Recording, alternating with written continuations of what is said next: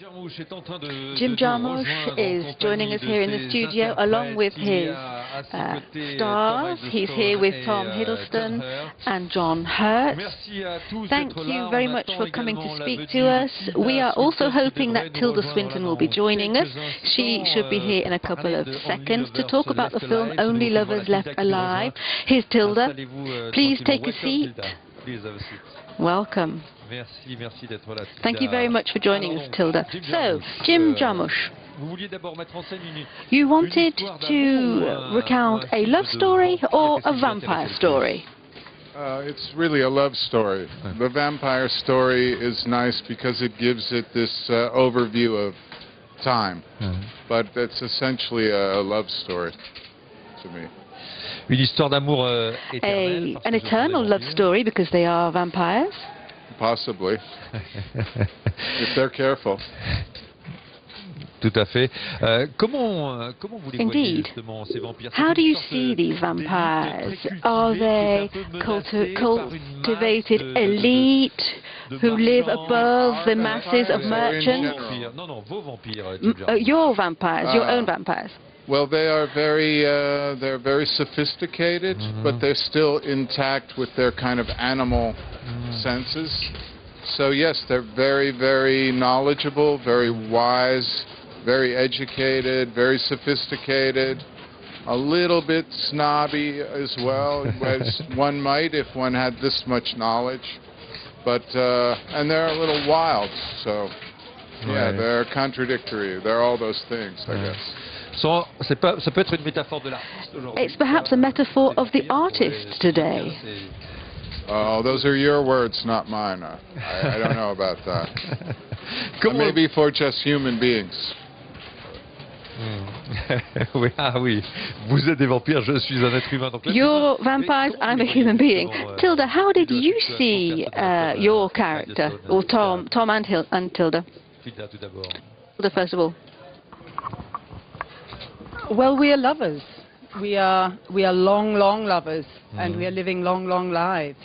And you know, just because you're different from someone doesn't mean you can't love them. They're very different, but they are a unit, and it's work having a long love over a long life. And I think we see the work of love and the kind of project of love in their life. Tom? Well, Adam and Eve have been around for a while, and they are very educated and well-read and literate in all things musical and scientific and natural. But more than anything, they are curious creatures who accept each other. And for me, the love story is about acceptance, a mutual acceptance of, as Jim and Tilda said, of contradiction and of their true nature. These lovers have friends, such as yourself, John Hurt. How do you see these characters in Jim Jarmusch's film? Use the micro. It works. Go ahead. Oh, it's working. That's good. Yes, okay. It's working. Well, I'm here basically because I think Jim utterly believes in Christopher Marlowe. Oui. He believes that he wrote Shakespeare. He believes that he should be alive now. And I am. Christopher Marlowe, c'est ce dramaturge élisabétain. Christopher Marlowe is the Elizabethan writer. Where does your love for Marlowe come from? Well, I think that one of the biggest scandals in literary history that someday may be divulged is that William Shakespeare didn't write anything. And there are a lot of us so-called anti-Stratfordians that don't believe this. They included Orson Welles and Sigmund Freud and Ralph Waldo Emerson and and John Hurt. John Gielgud. And now John Hurt as well. But so there are different theories of who wrote these things. One of them is very possible. It's possible that Christopher Marlowe's death was faked, his murder. But there's a lot of research showing this. But really, this idea of Shakespeare, it's not really important who wrote these beautiful things, but I think it's very interesting that they are assigned to someone that quite possibly was illiterate, William Shakespeare. It's very likely he could not even write. So someday maybe this will be revealed. I don't know. Maybe never.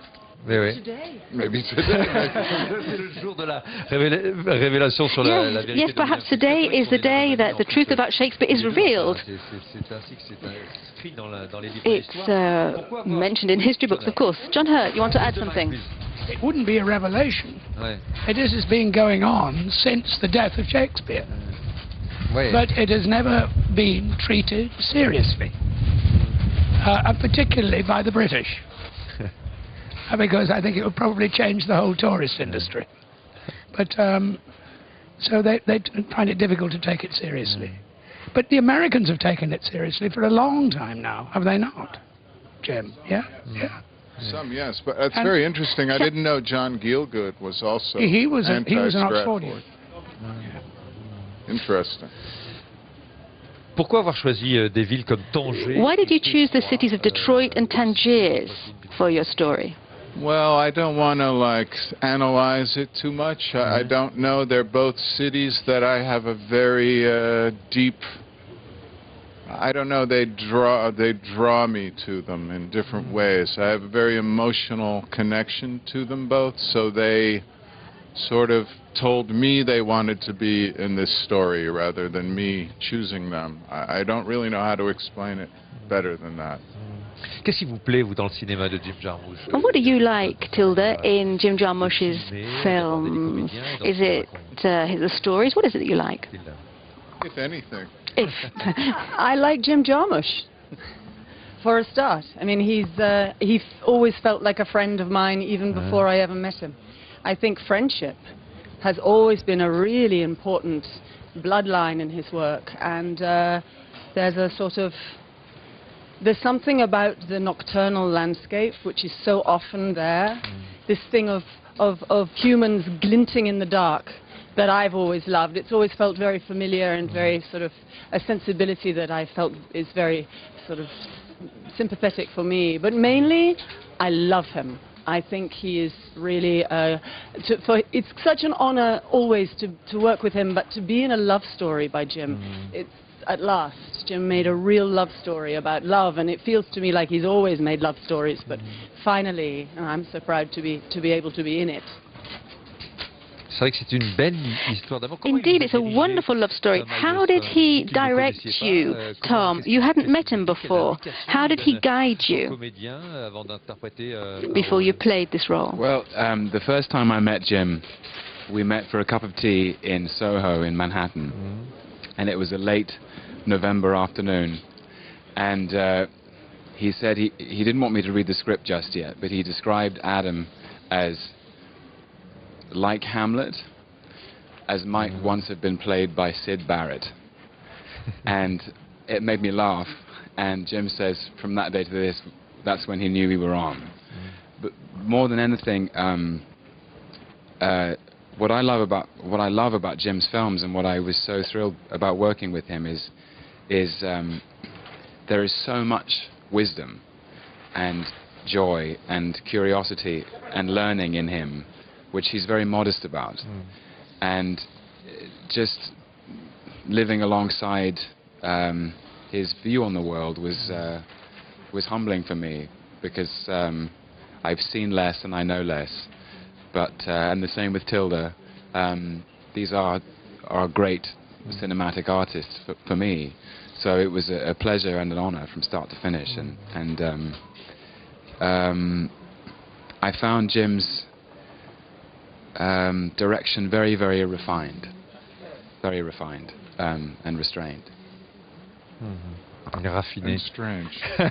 Strange. I'm so honored to hear what they say. I don't know what to say. It's my honor to work with Tilda and Tom and John. I can't believe I had this wonderful chance, you know.